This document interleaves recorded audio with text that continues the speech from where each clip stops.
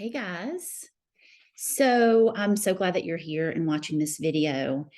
I normally do a Facebook live Q&A each month, and my plan was to do that for May, but I realized that I couldn't share the documents that I wanted to share with you on a Facebook Live. So what I am doing is doing a Zoom, and I'm recording it, and then I'm going to upload that into my YouTube channel, and then I'm going to share that video with you in the group. So this isn't live, and I had asked for questions ahead of time. I didn't get any. No big surprise there. You guys are like, I swear I'm amazed how much I don't hear from anybody. I mean, this is I think we have like 80, 85 members, and I am here. I am been designing bathrooms for 26, 27 years, and I am here for you to ask me the questions, post pictures of what you're working on.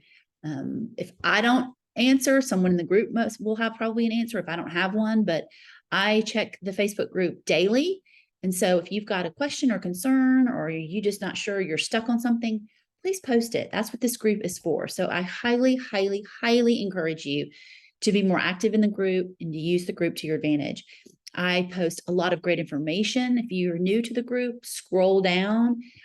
I share my Pinterest. I have a Pinterest board just dedicated to this group where I've shared tons of retail finds for you, my favorite mirrors, light fixtures, vanities.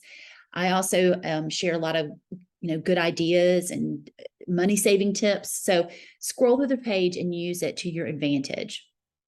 But today I wanted to talk to you about a real project that I have been working on for a very long time, and we just finished it.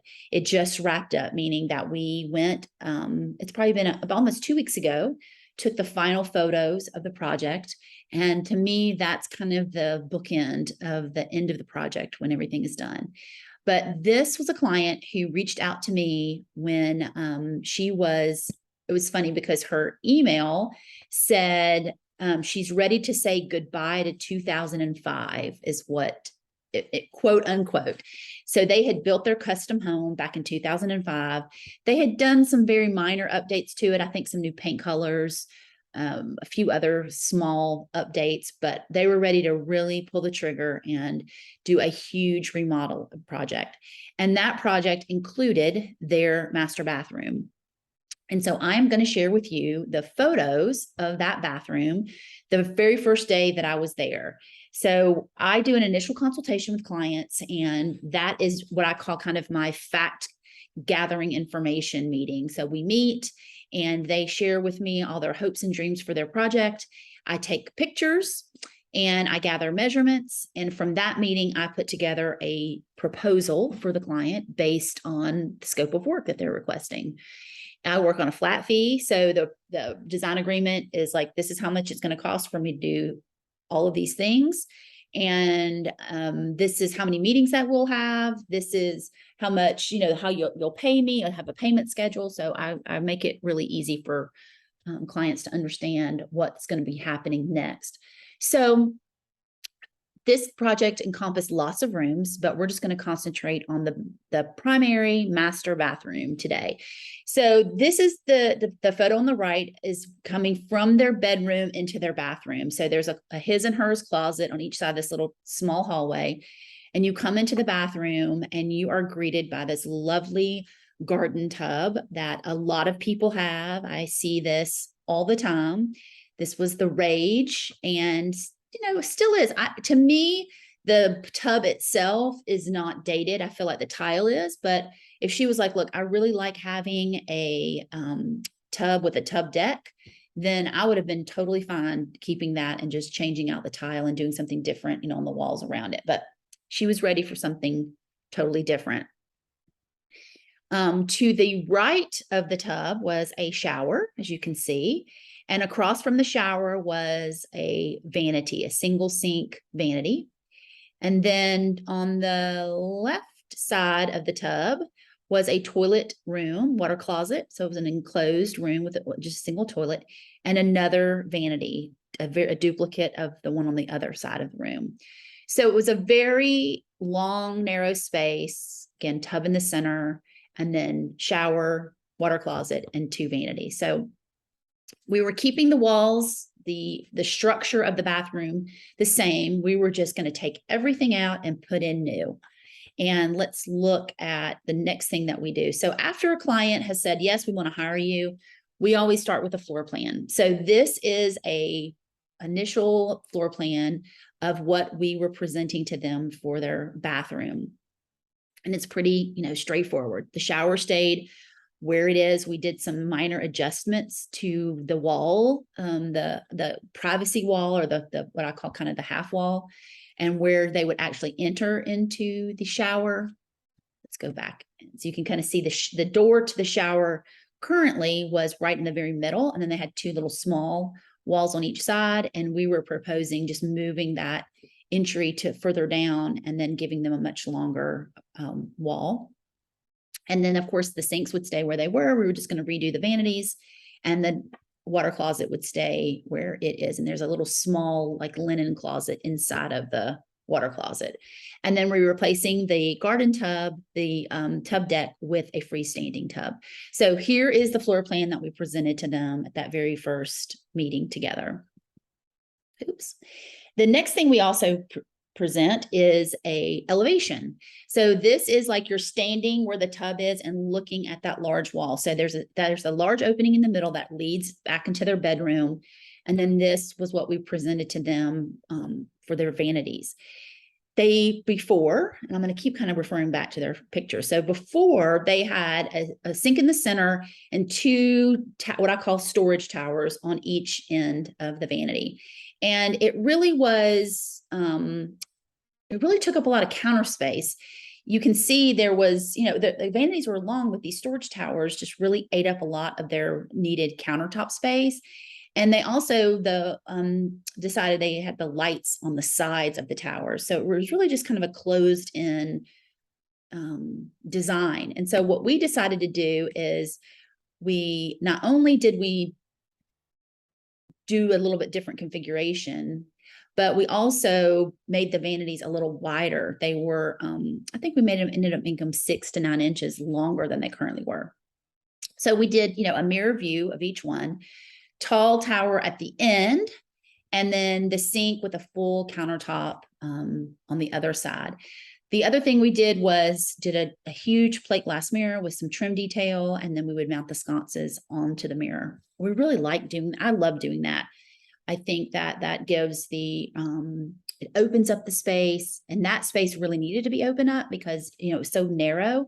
So being able to do one large mirror there with the lights mounted on the mirror just, reflected and really opened up the space. So this is what we ended up going with for the cabinets. And then after we do the drawings, the next step is time to find a contractor. And we put together what's called a contractor notebook or specification notebook. And in that notebook is everything a contractor needs to price the job. So there's the plans, there's the cabinetry elevations that I just showed you. In addition to that, there's all the scope of work, which is what I have here. So this was the exact scope of work that we had included in her contractor notebook. So we were removing the current vanities and replacing with new countertops, remove tub deck and replace with a freestanding tub with a floor mounted tub filler. We're adding wainscoting paneling around the tub alcove only.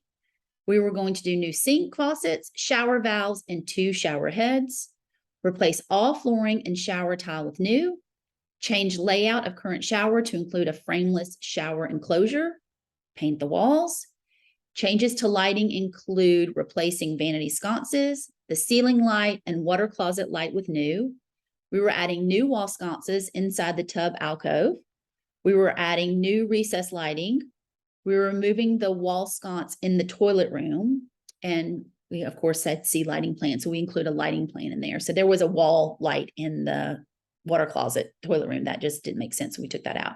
And then replace existing bath accessories with new. So the contractor could read through all these bullet points and know exactly what their responsibilities were for that bathroom and be able to refer to all our plans and our selections as they're pricing the project.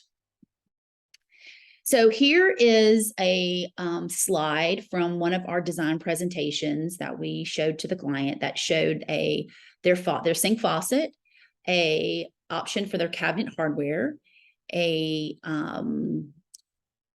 the sconce that we were going to do over in the mirror, and of course the light that we would put in the toilet room. So we wanted to we show clients these selections. I'm not sure which presentation the slide was from. I think this was when we had finalized a lot of selections and we were kind of talking cabinet hardware designs. Not exactly sure. But this is just kind of to show you an example of what we do with the client and the selections that they end up using. This is a elevation that we provided to the contractor of the tub alcove, so they can see how we want to do the paneling, how we want to add the wall sconces. This is the tub that they selected and the tub filler and the wall sconces that we selected. So all of these selections are listed in a book, as I mentioned earlier, a notebook. But we reach out to our local lighting store, and we're like, here are all the lights. They put it all into a quote. So we include that. So the client has pricing for everything. Same with the plumbing fixtures. We send all of the selections to our local plumbing showroom so that there can be a quote so that the contractor doesn't have to do that. It's just a little step. So they can sit there and go, okay, all the plumbing fixtures for this project are from store XYZ, and here is the quote. So they can just plug that into their spreadsheet or whatever that they're using to come up with the quote for the client for the job. And we also include what's called specification sheets. So under me there, that little picture of me, it says master bathroom, and it says floor tile, and then we write out exactly what we're specifying. So we've selected a tile from Sellers. We were laying in a brick pattern. This is the grout color that we selected. Wall, trim, and ceiling paint were TBD. That means we were not ready to commit to paint colors at that point in the project, because at this point, the client is still talking to contractors. She has not hired a contractor. We're very early on, but the contractor knows that the walls, the trim, and the ceiling are going to be painted. Same with the cabinets. They're going to be painted. We don't know a color quite yet, but we do know we want a flat panel door style. We want decorative inserts, what we want to do for the countertops, the sinks, the tub filler, all those kind of things. So the contractor has a really great idea. Since most of the tile, all the tile for the bathroom came from Sellers Tile, which is a local tile shop here in Tallahassee, we were able to then reach out to Sellers and provide pricing for the tile, include that as well. So the contractor can go, okay, their tile guy can look at the project, figure out how many square feet they need, multiply that by the price per square foot, and come up with the price pretty easily and quickly. So all of this information goes to the contractor. And first of all, it obviously goes to the client. And for this particular project, so this kind of goes back into some truth talk I'm going to talk about. So we're going to kind of pause here with the slides, and I'm going to talk to you about what we ran into with this client. So when we first met with her, she had talked with a contractor that she knew personally, and I think this contractor had done some work for them on the exterior of their house a couple of years ago. And she was like, I want to use XYZ contractor. He knows that we're starting the design plan, that we're hiring a designer, and they're going to be doing the work for us. Great. In her kitchen, we're not really talking about that, but I'm going to the caveat was in her kitchen, she wanted to reface her cabinet. So that meant that most of the cabinets were staying put, and we were just going to put new doors and drawer fronts on the cabinets and paint them. And so that was a little bit more of a nuanced aspect to this project, because contractors, there's not a lot of contractors in town that will do that, or cabinet companies who will do that. But she had already talked to someone with this contractor. So I was like, okay, great. You've got somebody in mind. You know that the costs of doing that are not much of a savings from replacing, but she was adamant about, moving along that route. And with this other contractor. So her and I worked together, and we got all the designs worked out for not only the bathroom, but there was a kitchen, a laundry room, We ended up changing a lot of the lighting in the house. There was just some other small projects, but it's mainly focused on the kitchen, the master bathroom. There was a hall bathroom as well, forgot about that, and the laundry room. So it took us, the client and I, from the time that we met, and I think we met in like September, and it was probably March when everything was finalized and we had the packet ready for the contractor. And so then we hand that over to the client and like, now send this over to your favorite contractor and get some pricing. So she reached out to them and they're like, well, we're running about a year before we could even start the project. And she was like, oh my gosh, had no idea, didn't realize that it was going to be that long. And I'm not waiting that long. She had waited a long time and we had gotten the design done, and you don't want to wait that long, obviously, to start a design because then things get discontinued and all of that. So she's like, now I got to find somebody else. And she started that process of reaching out to contractors. I gave her a few names of people that I thought would be a good fit for her project. She reached out to friends, family, all the things that she did on her end. And probably it took her about 2 months of reaching out to contractors, them not returning her calls, some returning her calls, going back and forth, when she landed on a contractor that she liked and wanted to use for the project. And she had given him all the information in my contractor notebook, and he had given her a price. And it was substantially more than what she, in her mind, had thought she wanted to spend on the project.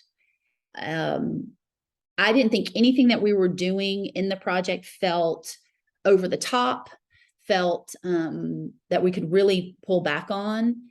And I don't really want to share a lot of numbers because I don't want to get share too much of my client's personal information, but she wanted to shave off a lot of money. And so my response to that was, well, if you want to shave off that much, you're going to have to take some things out of the scope. We can't reselect our way into that big of a savings. I mean, we could pick a new tile and we could pick new lights and we could save $100 here or $300 here or $500 here. And even adding all that up is not going to get you to that number that you want. So my professional opinion is you're going to have to figure out things you want to remove from the project. And I'm pretty sure the contractor who gave her that price said the same thing to her. So we began the process of figuring out, okay, we may not can get to that number that she had in her mind, but what can we do to get it down? And I submitted my suggestions for that. The contractor submitted his suggestions for that. And we all, after just a couple meetings and probably another month or two, because then there's discussions, there is then repricing things and him saying, okay, if you do this, you're going to save this, her making those decisions about what she wants to change, and then him doing up a new total price for her in a contract. And so we finally got to that point, and took a long time to get there. And it was probably by that time. So we had turned the contract notebook over to her in March, and it was probably the fall before she finally signed on. And what is interesting about this project is that after all of that, they ended up adding a lot more stuff back to the scope of work. So we ended up changing out the garage doors. They're like, well, since we're doing this, let's change out the garage doors. Since we're doing this, we want to do some stuff on the outside. Since we're doing this, we're going to go ahead and change some more lights. Since we're doing this. So at the end of the day, it's funny because we kind of ended up back to the original number that the contractor had given her. The scope of work obviously had changed, and we had removed some stuff. We had done some less expensive options. So all that to say is that when you have a number in your mind of what you think something is going to cost, and that's not based on anything, but you just kind of knowing what you want to spend, it's unrealistic to then put that number out there to your contractor and or your designer and expect them to just work miracles, because it's going to be, we can get to that cost, but you're going to have to make some sacrifices as well. So that's some truth talk about this project. And here is the master bathroom paint schedule that we ended up giving to the contractor once, right as the work was beginning. So work is starting. He was a great contractor. I really enjoyed working with him. He presented a schedule at the beginning. There was like, this is what's going to happen this week. It's a spreadsheet, and it had everything when things were going to be happening. He spoke my love language because he was highly organized, had lots of forms, and responded to email. And I really enjoyed working with him. But these are the paint colors that we ended up using in the bathroom. The accessible beige color was what she had already used in all the main rooms of her house that we weren't changing. So we just ended up taking that and reducing that a little bit, and painted her bathroom and also painted her bedroom that same color. But I just wanted to kind of show you what we ended up doing. All those TBDs that were in the original selection sheet did get finalized before construction started, or probably during construction. I think we ended up tweaking the paint colors a couple of times, and that happens. So this is a video that during construction. So now construction has started. This construction started in January of this year. And when they started, they started. So I'm just going to click on this. There is some wonderful music in the background, but I want you to just kind of see, this is what the a little video I took when I did a site visit. So you can kind of see the progress. Things were removed, and this was before tile went in. So this is the demo phase. So we go out and do what's called site visits. We like to check on things, see how things are going. There's always going to be questions. The client was very busy. She worked a lot. Her and her husband worked a lot. They were out of town a lot. So she really relied on me to kind of make sure things were moving along. And when there were questions, so we probably had a site meeting out there every 2 weeks, if not more, depending on what was going on at the time. But we made ourselves available for the client to do that. And we do that for all of our full service clients. And these are some progress shots. So obviously you can see the tile has gone in by this time. The vanity has gone in. The base of the vanity has gone in because they wanted to measure for countertops. The tub has gone in, tile, the wainscoting. So that's another progress shot. We're still working on details of the trim, but it's getting there and it's looking good. And here's another progress shot. So this brings me to another truth about this project that I want to share. So the photo here on the left is how we had designed the cabinets to go, and the client had agreed to that design and liked it. And because we wanted that linen cabinet to really give them a lot of storage. And so we made it the full depth of the vanity. But once it got installed, and here's the photo that it had gotten installed, the client felt that it felt like it was too heavy. She didn't like how it lined up with the window. There's a window on the end there, and they didn't like it. And so I said to them, well, just to remind you, the reason that you're saying you don't like it, and it was mainly because of the way it lined up with the window. Let me see if I can go back so right here. So you can kind of see how when you look at this window, there's more wall on the left than on the right of the window. So it was the tower was never centered with the window or balanced with the window initially. The new tower, of course, was much deeper, and so it got closer to the window, but the spacing between the window and the cabinet was not the same between the window and the corner. That makes sense. But we're in a new time. They've forgotten how it looked before, which happens. That wall you can see the wall where the window is still painted this really dark brown color, which even exacerbated the concern that the client had.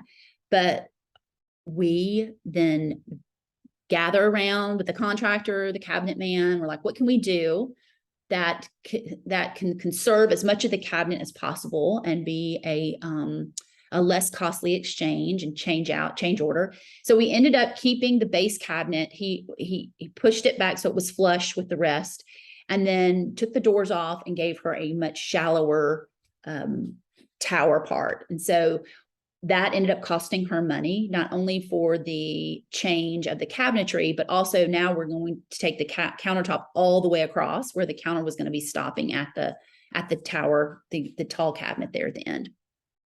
She was very happy, and as long as they're happy, I'm happy. And so just to kind of talk about truths, things like this happen. And, it's just, there's nothing that we could have done as the designers other than probably a 3D rendering.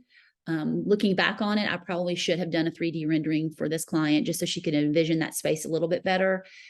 But because we weren't doing such huge changes in the bathroom, we did not do the rendering. But now we include 3D renderings on all of our full service kitchen project, or excuse me, bathroom projects, when there was some substantial changes so that the client can envision that.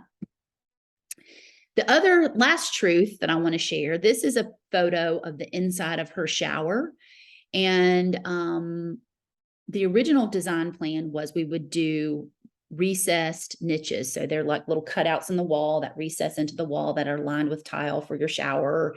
Excuse me, for shampoo and your conditioner and your soap and all the things. And so those kind of, we're going to go into those little short walls that we were putting there so that you don't see them.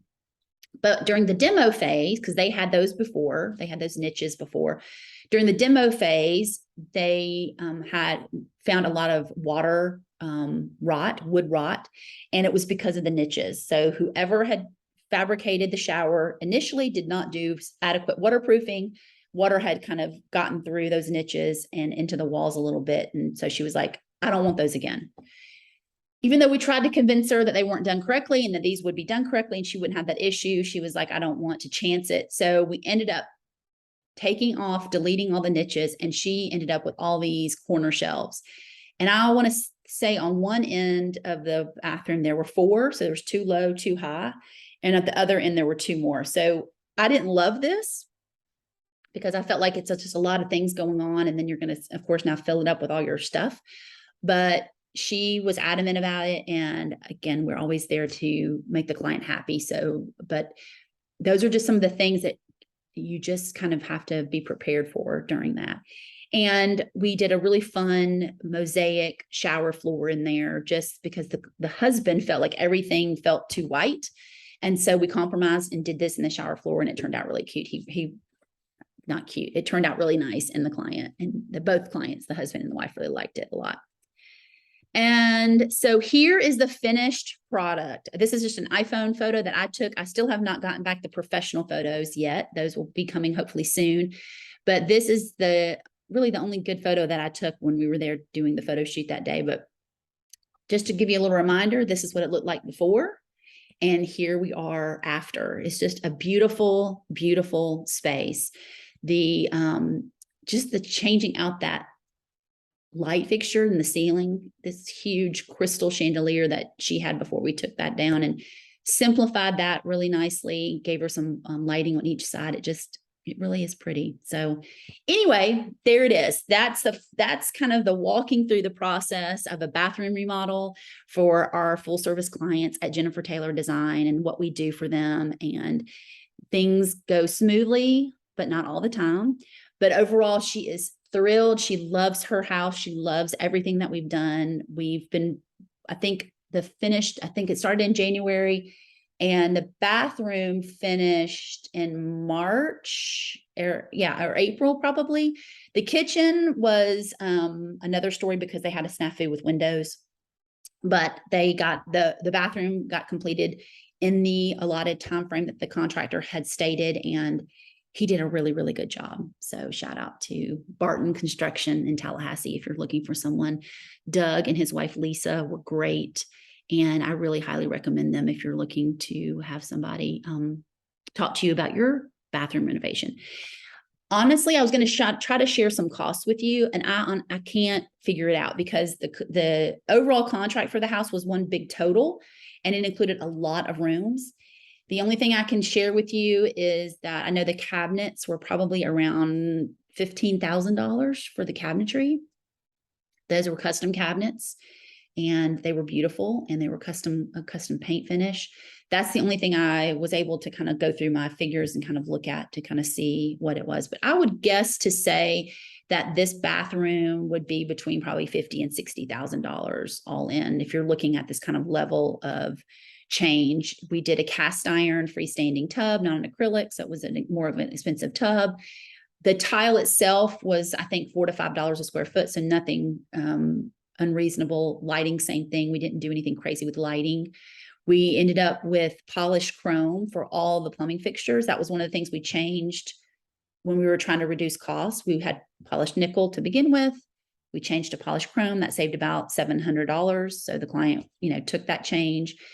But that's about it. I don't think anything else. We did quartz countertops in there, the Dara brand, which is a little bit higher end brand, but again, I don't know the breakdown of all of that. So anyway, so if you've got any questions about this video, please post them either in the group, or I think there's probably a section for comments on YouTube. I'm not exactly sure how that all works. I would love to answer any questions you might have. I think that takes me out of that. I'm going to stop sharing. And I look forward to getting to know you guys in the group.